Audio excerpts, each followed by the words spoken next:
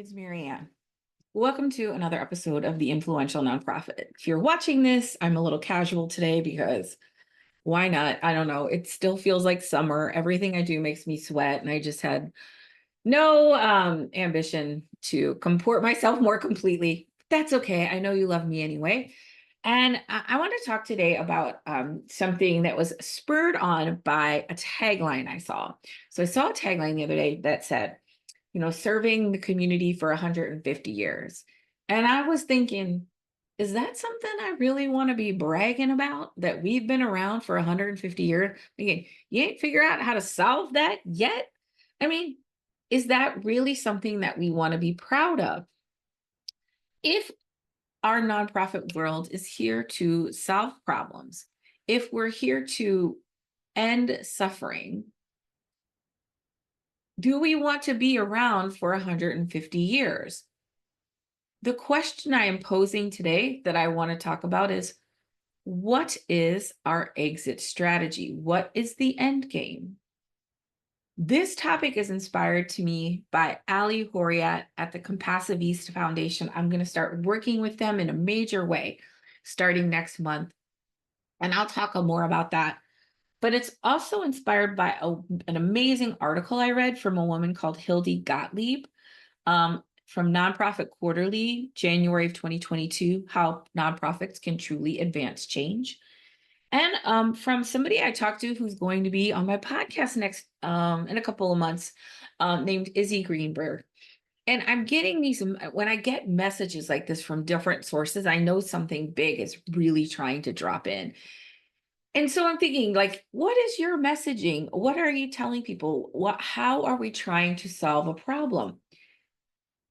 And I feel like one of the biggest reasons that we are not as impactful to change as we want is because we are not we don't feel like we're in a position to really solve something, end it, end a problem, and that maybe we don't believe it's even possible. The bigger question is, are we inadvertently extending the problems that we have because we don't believe we can solve them? And in the choices that we make in a reactive world of, ending immediate suffering, are we neglecting long-term sustainable change? And I want to go into this. This is going to be a quick one and very content rich. So get ready. Here we go. Our model, our institutional model of the nonprofit world of board, staff, committees, team members, staff members, all of that. Because of the fear of scarcity, that there's not enough money, there's not enough time, all of those things, we tend to work in silos, in these tiny little fiefdoms, right? And we become builders of organizations. And now we become dependent on people to support the organizations that we built. And in becoming dependent on people, namely donors, and supporting these organizations that we built, we forget the fire, because we feel like we have to compromise ourselves or a bold vision in order to get people to invest. And I want to shift the idea from building organizations to building community. How many times have I told you, people come for the cause, they stay for the community? Your job is to build community, right? Relationship first, the money will follow. We are community builders, but it's not about building big organizations. It's about mobilizing people in service to a change, in service to a greater good. What creates sustainable change? Policy, advocacy, and mobilization of a lot of people. If we stay in our fiefdoms and our organizational silos, the problem will keep continuing, and we're playing whack-a-mole, right? I love, I love animal rescue. I foster dogs.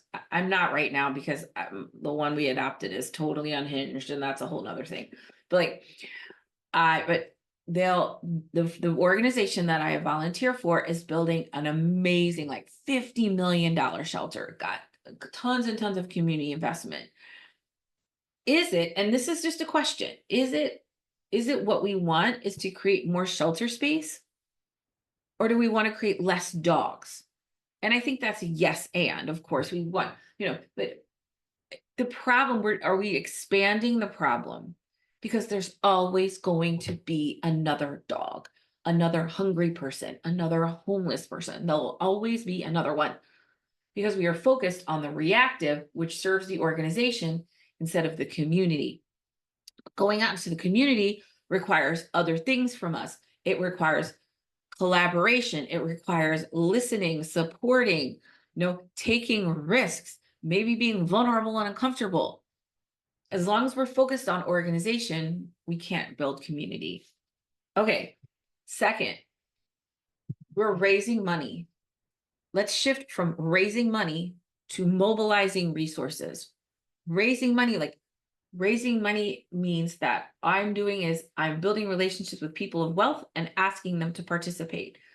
Here's why that can be a problematic. Again, like I mentioned before, I may be not as bold in the vision, compromising my beliefs a little bit to be more attractive to donors. I may be using a simpler story to tell. Long-term change requires trust and patience. And we have trained our donors to want immediate payoff. Right? And this is now compromising us because we have trained them to value immediate action when we know that real, true, lasting, sustainable change takes time, it takes patience, it takes faith, right? And that may be a harder story to tell. And it's maybe not as sexy as, hey, the puppy was sick and now the puppy's better. We're talking about policy, systems, structures, right? Like Missouri is a puppy mill capital of the world because we have horrible legislation. In fact, we passed legislation, we passed an amendment, and they decided not to do it. Why? And I'm not going to unpack that. I think you can figure out why. But there will always be more dogs. There will because we can't act any more than the laws will support, right? We can't if there's a law that makes spay and neuter mandatory, now we have something to work with. There'll always be another dog in the model that we currently have because this is about systems and structures. So instead of raising money, we are mobilizing resources. And mobilizing resources, money is one of them. In-kind gifts, community members, community participation. This is about mobilizing resources in service to making something better. And I want to say, I know that there are hurting people. I understand. I know that you are dealing with people who are in immediate need, in immediate pain, who have a difficult problem in front of them. And I understand. And there will always be another hurting person. We have lost advocacy, policy, right? Community building skills because they're longer term. They require a little more dedication and they may be harder to explain. They may, you know what I'm saying? It may take a little bit more for people to get it. So we go for the easy thing. Like if you give us this amount of money, we're going to do this for this person. That model of fundraising, of messaging is keeping you bound because we're training people to want a simple payoff instead of investing in the long-term growth. Right. So if you look at Race for the Cure, I mean, I'm not going to see a cure probably in my lifetime, but I'm investing in it someday. That's about creating the future, right? And there's good and bad about all of that, but I'm just giving you an example. All right. When I had a call with Izzy the other day, he said, I asked him, how much do your products cost? And he said, it's not really about the size of the budget, it's about the size of the dream.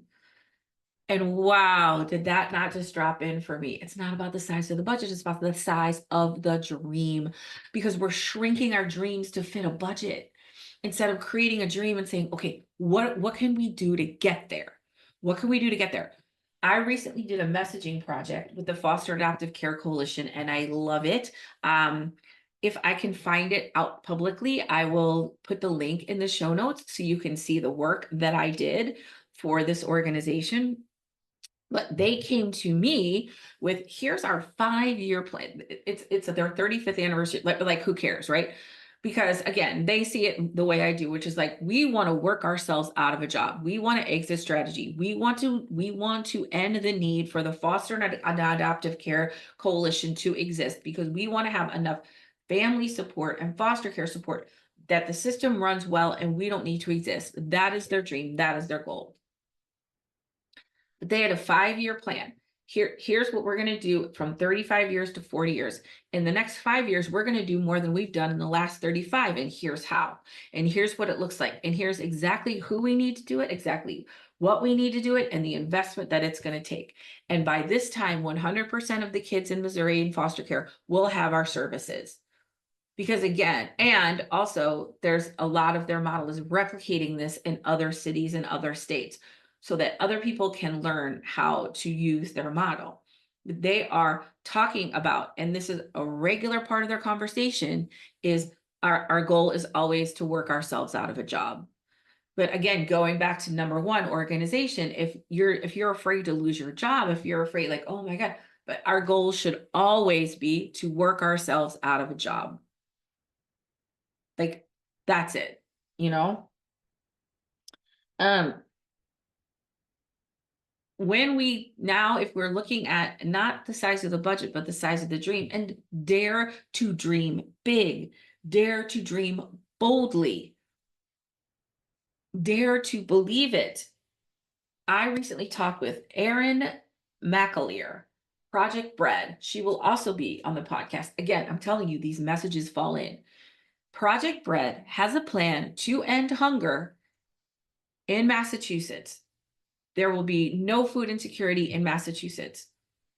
They have partnered with 200 organizations, leaders to do this, because again, I believe that we have all the resources we need to solve a problem. It's just mobilizing them. We have everything we need. We have the intellect, we have the will, we have the people, we have the money, we have everything. If we're willing to step out and make that commitment and just stay in it. So this is our plan. She's like, the first thing I want to do is not be in this job, because there's no reason for Project Bread, right? One of the biggest changes they made was to mandate in Massachusetts free breakfast and lunch for all kids. That is now a law. It's mandated. They were instrumental in creating that, because if they didn't create that, there's going to always be a hungry kid, a hungry person. Do you see what I mean? So instead of like ongoing, they're focused on ending. And so what is our focus on ending? And then now, uh, before I get into the next point, let me just review. We're moving from building organizations to building community, from raising money to mobilizing resources, from thinking about the size of the budget to the size of the dream, from thinking about ongoing to ending, right? And now we're going to think about, instead of leading, supporting. Now, this is a big, big shift. If you look at Erin's story, they mobilized people, but they are there to support others' needs. What can we do for you? How can we serve you? Foster and adoptive care does the same thing. They look for gaps and they say, how can we serve you? What can we do? We tend to see ourselves as the leaders, but actually it's the people we serve who are the leaders. What do you need? How do you need support? How can we support you? And Erin mobilized a group, they call it some committee, I forget where it is. It's basically past and current clients. that they meet with regularly to talk about how can we support you better? What are, what is making the phone ring?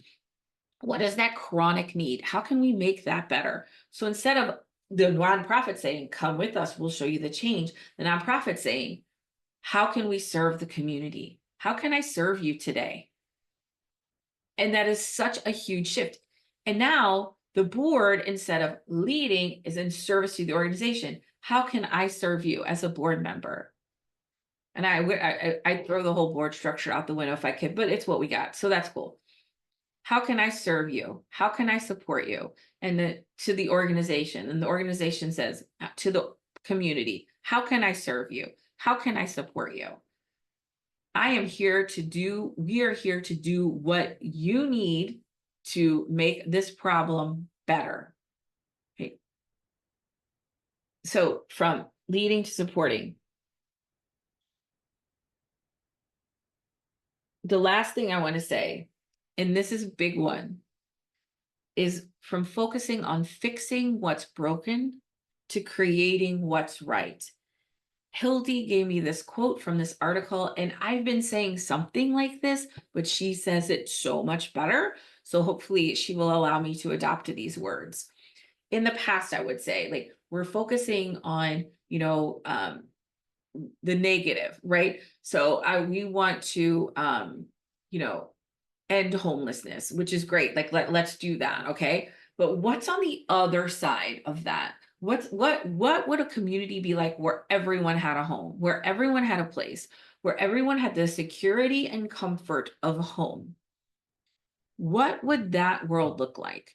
That world will look like more people showing up for work, more kids in school, higher graduation rates. It's about peace. It's about prosperity. Right? Like that's what we're creating. That's the vision. Yes, ending homelessness is the thing we want to stop, but what's on the other side of that? Let's keep kids off streets, great, but what's on the other? What do we want if kids are off streets? We want kids to live in communities where they're loved and supported and safe. That's what I want to build. I don't want to lock kids up for the afternoon. I want them to live in communities that they're loved and supported and safe.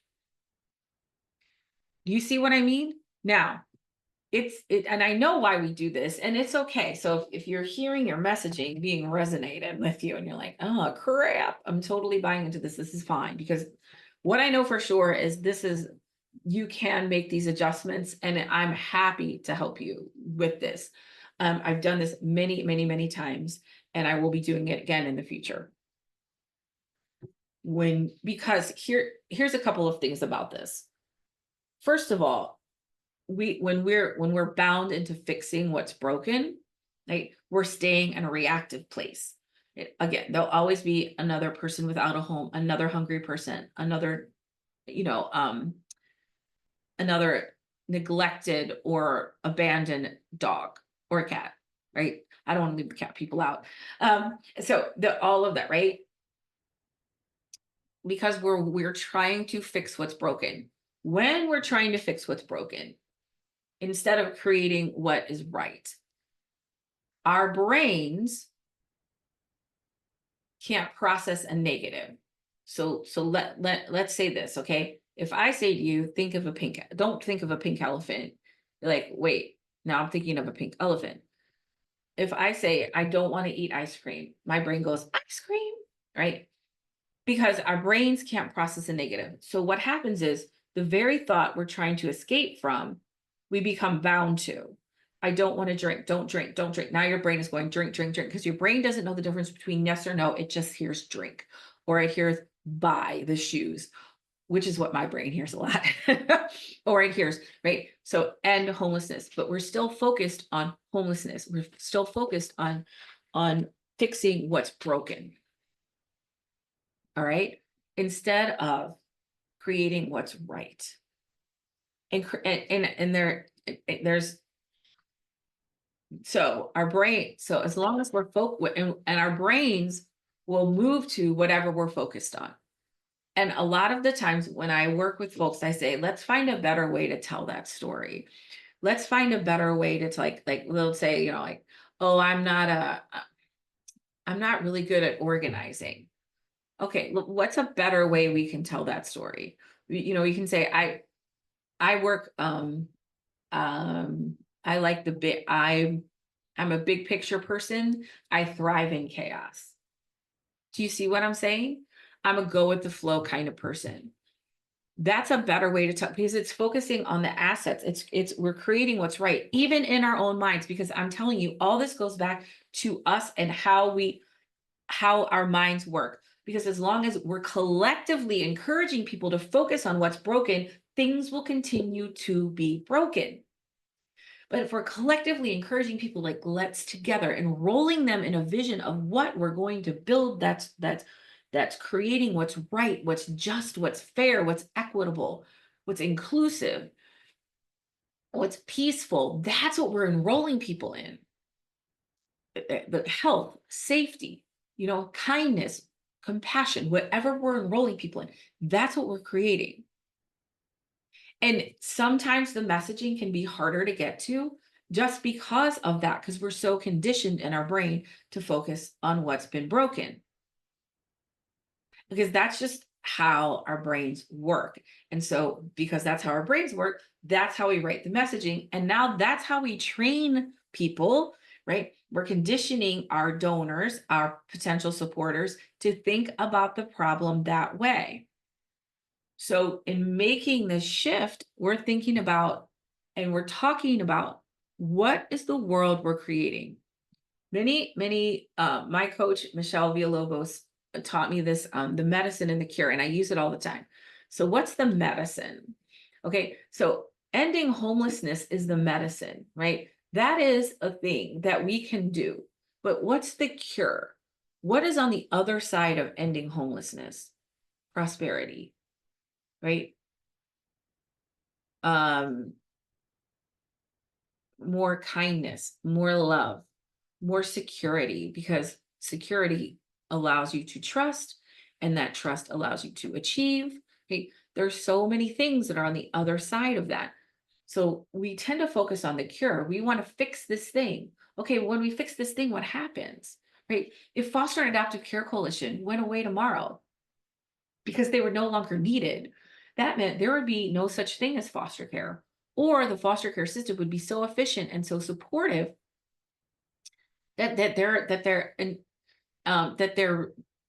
their services would no longer be needed. Wow. Okay. But then you think, is that even possible? Can we end hunger? Can we end homelessness? Can we cure illness? And if our answer isn't yes, absolutely, what are we doing? Because if we don't really believe this can be solved, then all we're doing is continuing a problem, feeding the organization, feeding the beast that won't die, and making sure that we can say we've been around for 150 years because we ain't figured out how to solve it yet. And so we'll just sit here, collect our cans, buy our food, feed people, and just continue to do that gerbil on the wheel style for next 150 years. Again, this is not an and or a but. This is an and. Yes, we can help people who are in immediate need today, and not at the expense of what is a long-term vision to solve a problem, right? What is the long-term vision? What is the exit strategy? And our tagline can be, instead of we've been around for 150 years and we're going to solve this in 10. And here's how. And here's how you can help. Now, that is something I want to be a part of. If Project Bread said to me, we're going to make food insecurity in Massachusetts, well, that's sort of a negative, but that's okay. We're going to roll with it for now. We're going to make food insecure. Everyone in Massachusetts will be food secure by 2030. Everyone will have the food they need because we already know there's enough food, right? It's just the logistics of getting food to the people who need it.